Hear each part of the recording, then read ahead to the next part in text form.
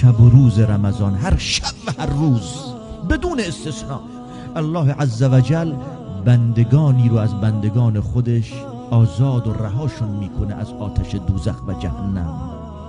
کیا؟ ممکنه کسانی در همون شب اول رمضان، همون شب اول هنوز روزش نشده که روزه بگیرن، اما چنان قبل از رمضان با شیفتگی، با علاقمندی، با صدق در نیت، با برنامه‌ریزی صادقانه رفتن به استقبال رمضان. خدا به دلها آگاه است، به برنامه‌ریزی‌ها، به نیت‌ها، به آرزوها و تمناهامون آگاهه. همون شب اول رمضان که میرسه، خداوند اونو از آتش دوزخ و جهنم آزاد میکند. چنین استقبالی از رمضان دارن برخیان. پس هر شب و هر روز از شب و روز رمضان الله عز و جل بندگانی رو از چی؟ از آتش دوزخ و جهنم آزاد میکنه.